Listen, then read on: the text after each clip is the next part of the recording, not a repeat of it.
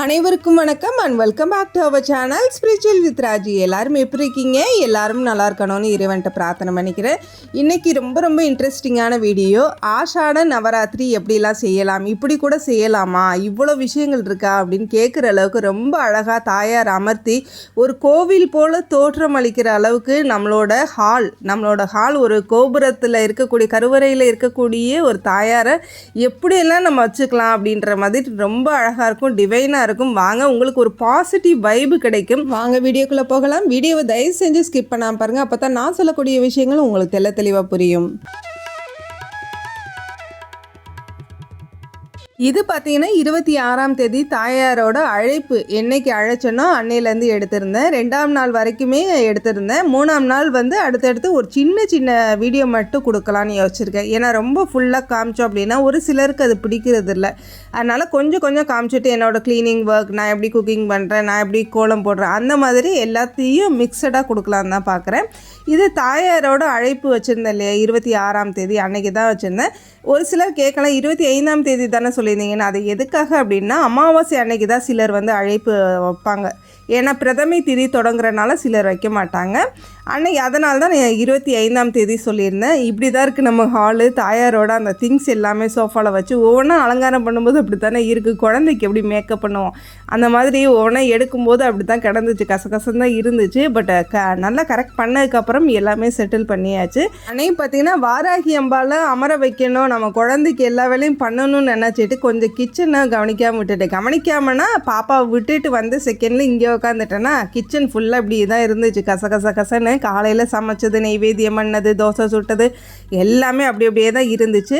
உடனே என்ன பண்ணிட்டேன்னா, அந்த கலசம் 26ஆம் தேதி பூஜை ரூமில் தான் வச்சுருவோம். எப்பயுமே வந்த உடனே ஹாலில் அமர்த்தாமல் பூஜை ரூமில் வச்சுட்டு மறுநாளோ இல்லை அன்னைக்கு இப்போ வரலட்சுமி நோன்பு அப்படின்னா அன்னைக்கு ஒரு மணி நேரம் கழித்து தான் நம்ம ஹாலில் செட்டில் பண்ணுவோம். ஏன்னா பூஜை ரூம் நம்மளோட கோவில் மாதிரி இல்லையா, அந்த கோவிலில் தானே முதல்ல நம்ம கூட்டிகிட்டு அமர வைக்கணும். அந்த மாதிரி அமர வச்சுட்டு அதுக்கப்புறம் மறுநாள் தான் செட் பண்ணேன். ஏன்னா முதல் நாள் நைட் ஆகிடுச்சு இல்லையா, கிட்டத்தட்ட நான் செய்யும்போது 7-8 மணி ஆயிடுச்சு. உங்களுக்கு ரெடி டு வாட்ச் அப்படின்ற மாதிரி உடனே நான் இங்கே பண்ணதுக்கப்புறம் உங்களுக்கு உடனே தூபம்லாம் காமிச்சு பூஜை ரூமில் வச்சதுக்கப்புறம் தான் உங்களுக்கு உடனே கொடுத்தேன். அதனால தான் கிட்டத்தட்ட 9 மணி இருக்கும்னு நினைக்கிறேன் எனக்கு வீடியோ கொடுக்குறதுக்கு.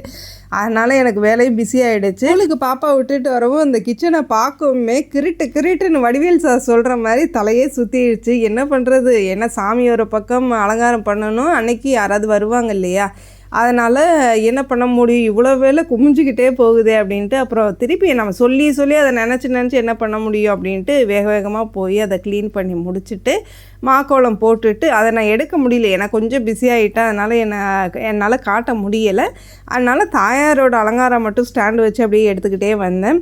இந்த மணப்பலகை பார்த்திங்க அப்படின்னா நம்மளோட ஷாப்பில் இருந்தது. இது பார்த்திங்கன்னா நான் தாயார்லாம் வாங்கிட்டேன், முகம்லாம் வாங்கிட்டேன். பட் எனக்கு எந்த இதில் உட்கார வைக்கிறது அமர வைக்கிறதுன்னு தெரியல. ஏன்னா நம்ம பூஜரும் ஓரளவுக்கு பூஜரமோட சைஸ் தெரியும் இல்லையா, உங்களுக்கு ஓரளவுக்கு தான் இருக்கும். அதிலலாம் இந்த அளவுக்கு அமர வச்சு நம்ம ஃப்ரீயாக தூபம் காட்ட முடியாது. ஏன்னா பின்னாடியும் விளக்குகள்லாம் இருக்கிறனால சேஃப்டியாக இருக்காது. அதனால தான் நான் ஹாலில் அமர வச்சேன். ஆனால் எனக்கு அந்த பிரிண்டர் இருந்த ஒரு டேபிள் வச்சு பார்த்தோம் அப்படின்னா அதில் வீல் இருக்கிறனால ஷேக் ஆகும் கொஞ்சம். அதனால் நம்ம தேங்காய் வச்சு கலசம் வைக்கும்போது அது ஸ்டடியாக இருக்காதே அப்படின்ட்டு யோசிச்சுக்கிட்டே இருந்தேன். யதார்த்தமாக மாடிக்கு துணி காய போட போகும்போது இந்த பலகையை பார்த்துட்டேன். எப்படிரா இது கிடச்சது, இதுக்காகவே அமைச்சு வச்ச மாதிரி அப்படியே கரெக்டாக இருந்துச்சு. ஏன்னா அதில் நம்ம பழத்தட்டு வைக்கிறதா இருக்கட்டும், அலங்காரம் பண்ணுறதா இருக்கட்டும், புடவை கட்டி வைக்கிறதா இருக்கட்டும், நெய் தீபம் ஏற்றுறது, பஞ்ச தீபம் ஏற்றுறது, 5 திரி போட்டு ஏற்றுவோம் இல்லையா, அந்த தீபம் ஏற்றுறது, இப்படி எல்லாமே செய்யலாம் அப்படின்ட்டு. அதுக்கப்புறம் பார்த்தீங்க அப்படின்னா இந்த பொருளெலாம் எங்கே வாங்குறீங்க, பிரபைலாம் எங்கே வாங்குறீங்க அப்படின்னு கேட்டிருந்தீங்க இல்லையா. நான் ஸ்டார்டிங்கில் கணபதி பூஜா ஷாப்பில் தான் மதுரையில் வாங்கியிருந்தேன். பட் அவங்க நம்பர் என்கிட்ட இல்லை. இப்போது பார்த்திங்கன்னா முருகன் ஸ்டோர் உங்களுக்கு தெரியும், மேபி அந்த யூடியூப்லலாம் பார்த்துட்டுப்பீங்கன்னு நினைக்கிறேன். அவங்ககிட்ட தான் வாங்கினேன். என்னென்னா எனக்கு ரொம்ப அழகாக இருந்தாங்க, எனக்கு ரொம்ப பிடிச்சிருந்துச்சு. பட் எனக்கு என்னென்னா கொஞ்சம் ஒரு சின்ன ட்ராபேக் என்னென்னா, நான் ஏற்கனவே அங்கே கணபதி ஷாப்பில் வாங்கும்போது பார்த்திங்கன்னா அது அலுமினியம் ஃபேஸு. அலுமினியம்னா அந்தளவுக்கு ஒரு ஸ்ட்ராங் இருக்கும் இல்லையா. இது பார்த்திங்கன்னா இந்த பேப்பர் மெஷின் நீங்கள் கேள்விப்பட்டிருப்பீங்கன்னு நினைக்கிறேன். பேப்பர் மிஷினா அந்த பேப்பரு ஒயிட் சிமெண்ட்டு இதெல்லாம் போட்டு செஞ்சுருப்பாங்க. ஸோ அது மட்டும் எனக்கு ஒரு ட்ராபேக்கு. அதே மாதிரி இதில் ஹோல்ஸ் எதுவும் இல்லை. அது தாயாருக்கு வந்து அந்த கட்டுற மாதிரி தேங்காயில் கட்டுற மாதிரி எதுவும் இல்லை. எனக்கு அது மட்டும்தான். மற்றபடி முகம் ரொம்ப அழகாக அப்படியே எப்படி சொல்கிறது, மங்களகரமாக பாசிட்டிவ் வைப்பாக அப்படியே. இதில் வந்து நிறைய ஃபேஸஸும் இருக்குது. பட் அப்படி இருந்திருந்தால் இன்னும் கொஞ்சம் லைஃப் கிடச்சிருக்கும் அப்படிங்கிற ஒன்று தான், வேறு ஒன்றும் கிடையாது. இந்த காதுகிட்ட மட்டும் ஒரு 2 ஹோல்ஸ் போட்டு நான் அதுக்கப்புறம் அதை கட்டி வச்சேன். அவங்க பேப்பர் மெஷ்ஷுங்கிறனால அது வந்துடுச்சு, அந்த ஹோல்ஸ் விழுந்துடுச்சு. இல்லைன்னா கஷ்டம் தான். ஆனால் என்ன கேட்டால் அந்த மாதிரி வாங்கலாம். இதில் நிறைய முகங்கள் கலர்ஸ் நிறைய இருக்குது, தப்பில்லை. ஆனால் இப்போ நிறைய பேர் வந்து ரொம்ப கஷ்டப்பட்டு இந்த முகம்லாம் வாங்குகிற சிஸ்டர். எனக்கு ரொம்ப நாளைக்கு வரணும்னு நினைக்கிறவங்க பித்தளையில் வாங்குறது பெஸ்ட்டுன்னு நினைக்கிறேன். நான் இன்னொரு கலசம்லாம் வச்சுருக்கேன் இல்லையா, அது பித்தளை முகம், ரொம்ப அழகாக இருக்கும். நான் விளக்கு கடையில் தான் அது வாங்கினேன். ஒரு சில ஷாப்பில் எனக்கு கிடைக்கல, அதனால் விளக்கு கடையில் வாங்கினேன். ரொம்ப அழகாக ஹெவியான வெயிட், கிட்டத்தட்ட 1 கிலோவுக்கு இருக்கும். இந்த பித்தளை முகம் பார்த்தீங்கன்னா 2025 ரூபாய்க்கு விளக்கு கடையில் வாங்கினேன். ரொம்ப ஒர்த்தாக இருக்குது, எனக்கு ரொம்ப பிடிச்சிருந்துச்சு. ஏன்னா ரொம்ப நாளைக்கு லைஃப் லாங் இருக்கும் இல்லையா. அதுக்கப்புறம் பார்த்தீங்கன்னா ஒரு அந்த சொல்லியிருந்தலையா ஏற்கனவே, அப்படியே சரம் மாதிரி, அதாவது தாயார் கையில் இருந்து அப்படியே தங்க காசுகள் விழுகிற மாதிரி செட் பண்ணியிருந்தேன். இது லாஸ்ட் இயரே பார்த்திங்கன்னா இந்த பக்கம் ஒரு டேப்பு, அந்த பக்கம் ஒரு செல்லோ டேப் போட்டுட்டு நடுவில் வந்து காசு ஃபுல்லாக அடுக்கி வச்சு அதில் போட்டு செட் பண்ணி வச்சுருந்தேன்.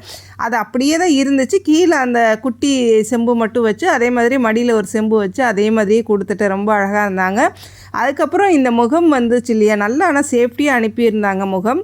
அந்த முகத்தில் வைக்கோல் கொடுத்துருந்தாங்க, முகம் வச்சு சேஃப்டியாக அனுப்பியிருந்தாங்க இல்லையா, அதில் வைக்கோல் இருந்துச்சு. அதையும் ஒரு தட்டில் வச்சு, ஏன்னா பழங்கள் வந்து நல்லா ஃபுல்ஃபில்லாக தெரியணுன்றதுக்காக அதில் வைக்கோல் வச்சு, அதில் ஒரு 2 மாவிலை வச்சு, அதில் இந்த மாம்பழங்களை வச்சுருந்தேன். ரொம்ப அழகாக இருந்தாங்க.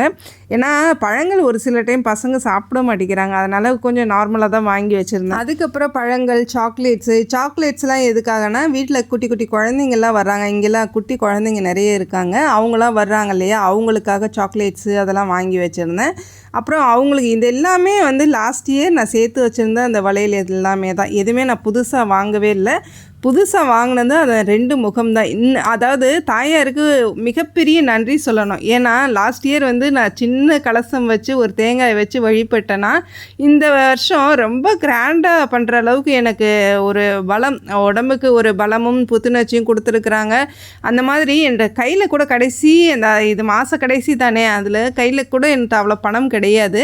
யோசிச்சுட்டு இருந்தேன், பரவாயில்ல அடுத்த வருஷம் கூட பார்க்கலான்னு. நான் எப்பயுமே எனக்கு ஒன்று தோணுதுன்னா நேரடியாக தாயார்கிட்டையோ இல்லை இப்போ முருகன்கிட்டையோ அவங்ககிட்ட தான் நான் மனிதர்கள்ட்ட சொல்லவே மாட்டேன். நான் மோஸ்ட்லி அம்மா எனக்கு வந்து இதெல்லாம் செய்யணும்னு ஆசை இருக்குது, ஆனால் வந்து என்கிட்ட பணம் இல்லையே. ஏன்னா நான் பணம் வேணும்னு இத்தனை வருடங்களில், எனக்கு 35 வயது ஆகுது, இத்தனை வருடங்களில் ஒரு தடவை கூட எனக்கு பணம் வேணும், நகை வேணும்னு நான் கேட்டது கிடையாது. எங்கேயுமே சரி நகை வேணும்னு கேட்டது கிடையாது. வீடு வந்து ஆசைப்பட்டிருக்கேன். ஏன் அப்படின்னா எனக்கு இப்படிலாம் வைக்கணும், டெக்கரேஷன் பண்ணணும்னு ஆசை இருந்திருக்கு, அதனால் ஆசைப்பட்டிருக்கேன்.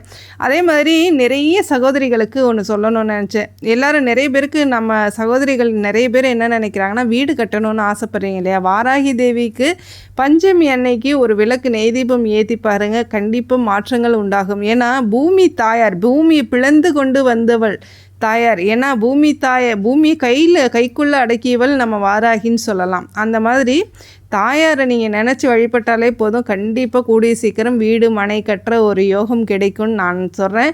ஏன்னா அவ்வளோ வேண்டியிருக்கேன். நான் யோசிக்க தாங்க செஞ்சேன், இந்த முகம் வாங்கி இந்த மனை கிடச்சி, இந்த மனையில் வந்து நானாக செஞ்சேன். ஏன்னா நானாக யோசித்தேன் இந்த மாதிரி மனை இருக்குமான்னு யோசிச்சிட்டேன். தாயாரை நல்லா நம்ம வரவழைச்சிருவோம், நம்ம வெளியிலேருந்து கூட்டிகிட்டு வந்து கலசம் வைப்போம், அப்படி தான் யோசித்தேன்.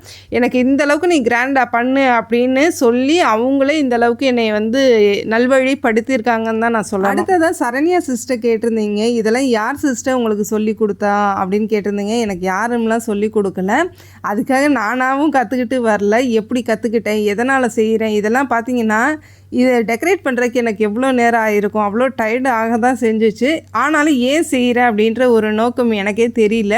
அது மட்டும் இல்லாமல் இது வந்து அம்மா சைடும் சரி இந்த பழக்கம் கிடையாது, என் கணவர் சைடும் இந்த பழக்கம் கிடையாது. ஷார்ட் பீரியட் ஆஃப் டைம், அந்த 6 வருடத்துக்கு அப்புறம் தான் இதெல்லாமே இப்படி செய்யணும் அப்படி செய்யணும் பார்த்துக்கிட்டே இருப்பேன். இந்த மாதிரி தான். எனக்கு சீரியல் பார்த்து பழக்கம்லாம் கிடையாது. சீரியலே எப்பயுமே பார்க்க மாட்டேன். அதே மாதிரி டிவியும் மோஸ்ட்லி பார்க்க மாட்டேன். இந்த படம் இதெல்லாம் பார்க்க மாட்டேன். ஹாரர் மூவி எப்பயாவது பார்ப்பேன், அவ்வளோதான்.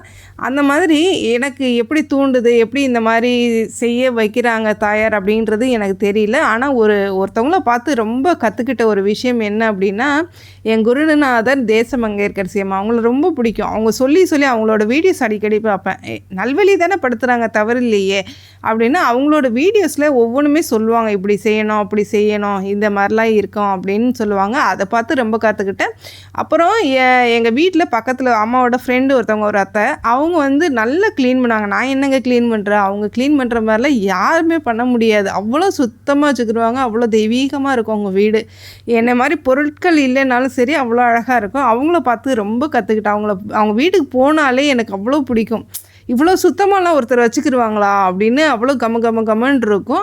நார்மலாக ஸ்பெஷலாலாம் ரொம்ப பெருசாக பூஜை பண்ண மாட்டாங்க, சிம்பிளாக தான் பண்ணுவாங்க. பட் ரொம்ப அழகாக வச்சுக்கிடுவாங்க. எத்தனை பேர் வந்தாலும் அவங்களுக்கு சாப்பாடு ஆக்கி போட்டு அவ்வளோ பார்த்துக்கிடுவாங்க. அவங்கள பார்த்து கொஞ்சம் நான் கற்றுக்கிட்டேன். பெருமைக்கு சொல்கிறதுக்கு என்ன, நானாக பிறந்ததுலேருந்தே தானாக வரல, ஒரு சிலர்கிட்ட கற்றுக்கிட்டது. ஒரு சிலர் இப்போ கோலம் போடுறதெல்லாம் என் சித்தி நல்லா போடுவாங்க, அம்மா போடுவாங்க, அவங்ககிட்டருந்து கோலம் போடுறதெல்லாம் கற்றுக்கிட்டேன். மேபி அவ்வளோதான், வேறு எதுவும் தனியாக இல்லை. அதுதான் பார்த்திங்கன்னா நம்ம வீட்டு செல்ல குழந்தைக்கு வளையல் வச்சாச்சு. வளையல், சீப்பு, கண்ணாடி இது எல்லாமே ஏற்கனவே இருந்ததுன்னு சொன்னேன் இல்லையா. அப்புறம் புடவையுமே வந்து நான் வந்து புடவை கட்ட தெரியாது, முதல்ல சொல்லிக்கிறேன். எனக்கு புடவை வந்து கட்டினாலும் இருக்க தெரியாது. கட்டுவேன், ஓரளவுக்கு ப்ளீட்ஸ் வச்சு கட்டினாலுமே எனக்கு ஒரு 1/2 அன் ஹவருக்கு மேலே இருக்காது. ஏன்னா நான் பார்க்குற வேலைக்கு சுத்தமாக புடவை வந்து நிற்காது. அந்த சுடிதார் வந்து மோஸ்ட்லி என்னை சுடிதாரில் தான் பார்க்க முடியும். புடவை வந்து எனக்கு பிடிக்கும். பட் ரொம்ப நேரம் என்னால் அதில் இருக்க முடியறதில்ல. அதனாலவே சில டைம் எனக்கு புடவைனால எரிச்சல் வந்துடும். சரி, இதை போய் எவ்வளோ நேரம் கட்ட முடியும், இதை வச்சுட்டு எப்படி வேலை பார்க்க முடியும் அப்படின்னு. ஒரு டைம் கூட கோலம் போடுறதுக்கு புடவை கட்டியிருந்தேன். பட் அதிலே பாதிக்கு மேலே என் காலை கீழே பார்த்திங்கன்னா அப்படியே அந்த நம்ம முந்தானை வச்சு கட்டுவோம் இல்லையா, அதெல்லாம் தொங்கிக்கிட்டே வந்துச்சு. அதனால் எனக்கு அது பிடிக்கிறது இல்லை. ஆனால் நிறைய பேர் புடவை கட்டி அழகாக வேலை பார்க்குறாங்க. அவங்களெலாம் பாராட்டணும் உண்மையாகவே. அதை வீட்டில் வேறு கிண்டல் பண்ணாங்க, உனக்கு தான் புடவை கட்டவே தெரியாதுல்ல, அப்புறம் எதுக்காக அதை வேற கட்டிக்கிட்டு வீடியோ எடுத்து வச்சுருக்க அப்படின்னு சத்தம் போட்டாங்க. அப்புறம் பார்த்திங்கன்னா வாராகி அம்மனுக்கு பின்னாடி பேக்ரவுண்ட் செட் பண்ணலாம், அந்த விண்டோவுக்கு பின்னாடி பேக்ரவுண்ட் செட் பண்ணலான்னு இது வந்து ஏற்கனவே என்கிட்ட இருந்ததெல்லாம் அப்படியே செட் பண்ணலான்னு பண்ணேன். நேனோ டேப் பார்த்திங்கன்னா ரொம்ப பழசாயிடுச்சுன்னு நினைக்கிறேன். பட் ஒட்டலை. ஆனால் இது அப்படியே ஸ்டிக்கியாக ஒட்டிக்கிறோம். ஆனால் ஒட்டலை, அப்படியே பிடுங்கிட்டே வந்துடுச்சு. அப்புறம் திருப்பி அந்த ஜன்னல்லே வந்து அந்த டெக்கர் அந்த கார்லாண்ட் இருக்கு இல்லையா, அதை அப்படியே போட்டு விட்டுட்டேன். நல்லா ஜிகுனா மாதிரி ஜகன்னு இருக்கும், போட்டு விட்டுட்டேன். எனக்கு என்னென்னா பேக்ரவுண்டுக்குன்னு ஒரு ஸ்டீல் கம்பி வச்சுருப்பாங்க, அதில் வந்து ஸ்க்ரீன் போடணும்னு ஆசை. அது போட்டுட்டோம் அப்படின்னா அதுலேயே நம்ம எல்லாமே தொங்க விட்டுக்கலாம், தனியாக அதுக்குன்னு பண்ண வேண்டியதில்லை.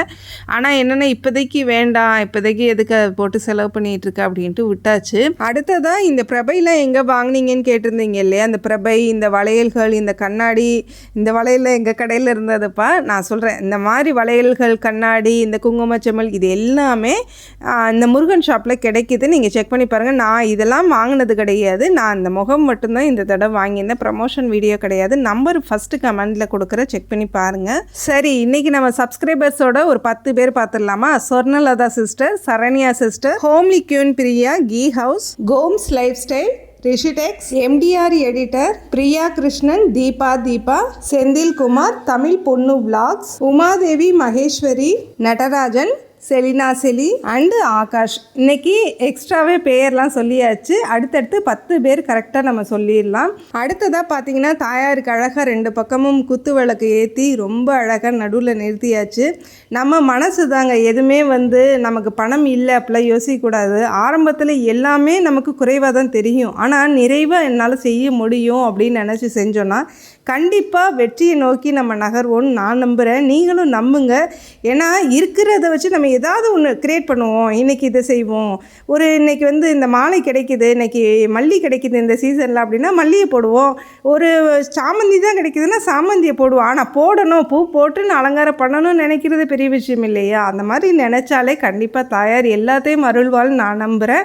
இன்றைக்கி 3ஆம் நாள் இல்லையா. இன்றைக்கி வாராகி அம்மன்ட்ட முக்கியமான குங்கும அர்ச்சனை பண்ண போகிறோம். மகாமேரு வச்சு அர்ச்சனை பண்ண போகிறோம். ஏன்னா இவர் படை தளபதி இல்லையா, அதனால் அந்த அர்ச்சனையில் முக்கியமான 2 சகோதரி குழந்தைக்காக வேண்ட போகிறோம். ஒரு சகோதரி பேர் நிஷாந்தினி, இன்னொரு சகோதரி பேர் வைஷ்ணவி. வைஷ்ணவி சிஸ்டருக்கு ஜாபு கிடைக்கணும்னு நினைக்கிறாங்க. அவங்களோட பேர் சொல்லி இன்றைக்கி அர்ச்சனை பண்ண போகிறோம். அதே மாதிரி நிஷாந்தினி சிஸ்டருக்கு குழந்தை பாக்கியம் கிடைக்கணும்னு நம்ம அர்ச்சனை பண்ண போகிறோம். ஏன்னா 2 பேரும் கேட்டிருக்காங்க. அவங்களுக்காக இன்றைக்கி பிரார்த்தனை பண்ண போகிறோம். இந்த வீடியோ உங்களுக்கு பிடிச்சிருக்குன்னு நினைக்கிறேன். இந்த வீடியோ உங்களுக்கு பிடிச்சிருந்தா மறக்காமல் ஷேர் பண்ணுங்கள், சப்ஸ்கிரைப் பண்ணுங்கள், கமெண்ட் பண்ணுங்கள். தேங்க்யூ ஃபார் வாட்சிங்.